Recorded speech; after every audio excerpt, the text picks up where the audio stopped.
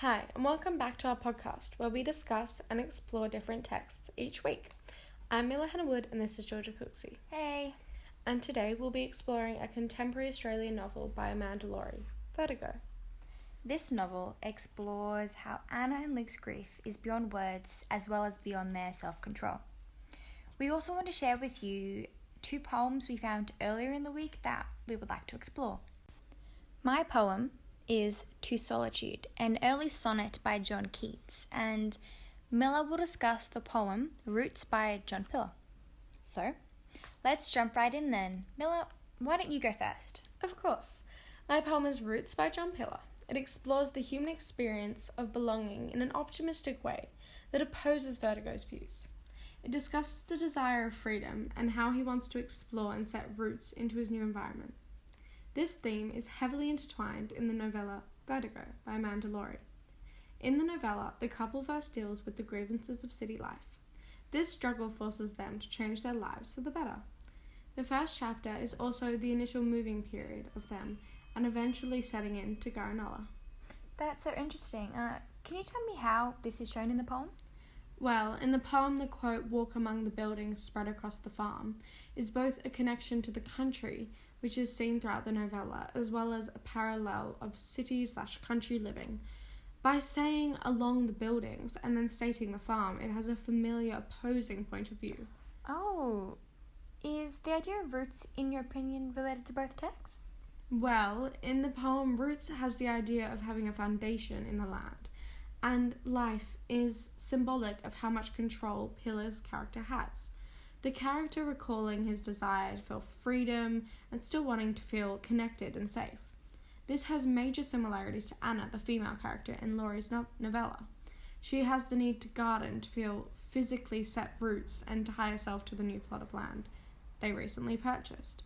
This could be her physical identity in the land materializing. Does the end phrase in the poem explore other human experiences you haven't mentioned yet? Yes, the quote, "to sit down and turn to earth and drift away on the rhythms of his own," identifies the human experience, loss, mourning, and grief. This is a closing statement of the poem, having the ending to feel satisfying and a completed journey. Well, my poem, To Solitude by John Keats, explores the human experience of companionship and escaping the city life to a more tranquil experience. Keats explores the idea that just because you're in isolation doesn't mean you have to be surrounded by, and I quote, murky buildings in a populated city. He explores the layers of solitude from what is seen physically to what is held within a person. A strong theme expressed throughout the poem is solitude. This theme is treated as a companion to the reader, something that is present and is almost human, following everywhere. The reader becomes intimate with solitude and knows he can't get rid of it. He embraces the solitude, making it a part of him and creating the companionship within. Keats leads the reader to envision an intention to find somewhere peaceful, in a valley amongst trees, bees, and deer, to live out one's days, knowing that is the road to happiness. The idea of living peacefully could relate to the novella Vertigo, couldn't it? Yeah, indeed it could, mainly to Anna in section 2 of the novella Vertigo. She doesn't feel like she belongs in either the city or the country. Like her past is the city and the unknowingness of the future could be the country. Yeah, she wants to find somewhere peaceful with Luke amongst her garden and the birds, but they're in a liminal phase. Anna and Luke have not yet completed the transition into their new environment. They also no longer belong in their old one. Does Keats use the technique of imagery to represent these ideas at all?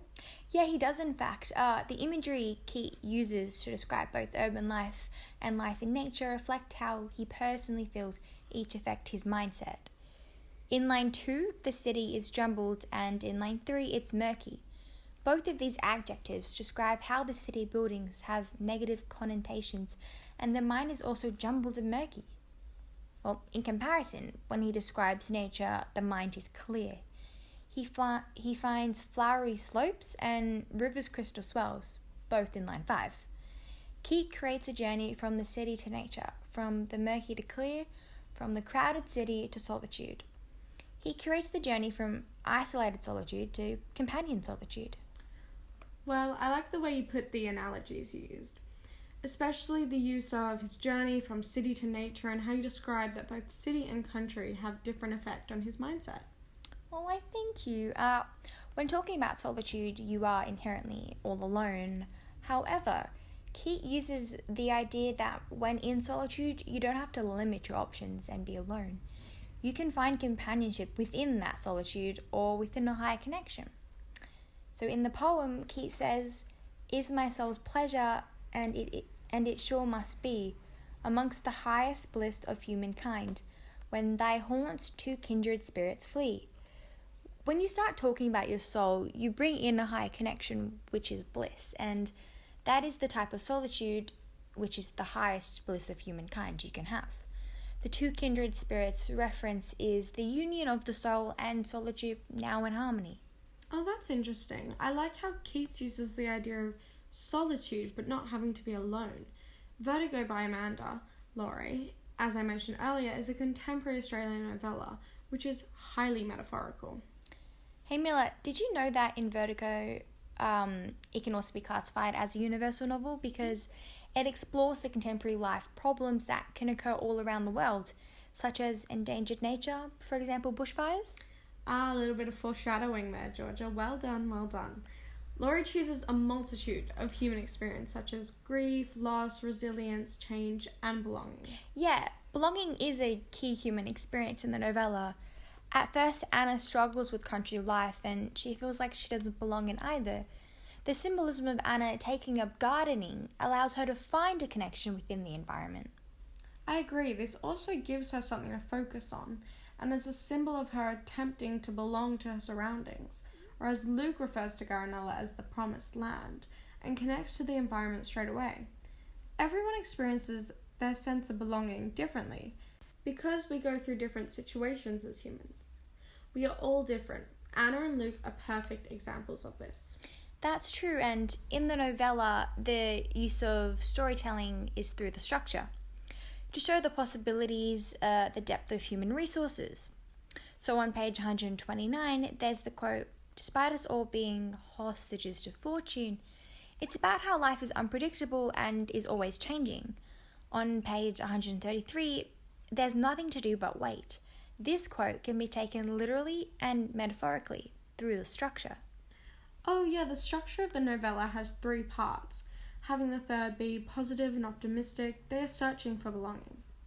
As they are healing from the loss of their child, they become resilient to find coping mechanisms to assist them. This could be seen as how they belong to the land. Yeah, I see. The vital characters are Anna, Luke, and the land. This is because the landscape plays a dominant role in the rehabilitation of the characters. The harsh treatment from the bushfires force them to confront their past traumas and grow as people. The fire is like a metaphor for their journey. The fire increasingly intensifies, and so do their emotions and their process of healing. When the fire gets to its largest point, this is a representation to when Luke breaks down after the eagle dies, and then everything is resolved and the healing process is finished. When they finally grow again together, they are also bonding their relationship once again. And this is how the novella concludes, with the characters ready to try again for another child. Yes, Anna's growth and acceptance from the boy's death is how the book concludes, and demonstrates her character's development throughout the novella. For example, the quote, "Picks up her pill packet and drops it in the white plastic bin beside the sink," insinuates her readiness to accept the new possibilities and a new child. The pills in the pill packet are birth control that stop her from having a child or becoming pregnant. This shows that she finishes the book with less fear than she started at. She does. Her progression is remarkable and could definitely be relatable to almost anyone listening in. Well, with that being said, we hope you guys take away with the sense that you never have to truly be alone. You'll always find a home no matter how hard life gets or where you end up. And that the ways in which people deal with immense personal tragedies will always be different. I hope you guys enjoyed today's analysis of Vertigo by Amanda Laurie, Roots by John Pillar, and To Solitude by John Keats. Please tune in next week where we will explore the conventions and themes of Jasper Jones by Craig Silvery. See you then!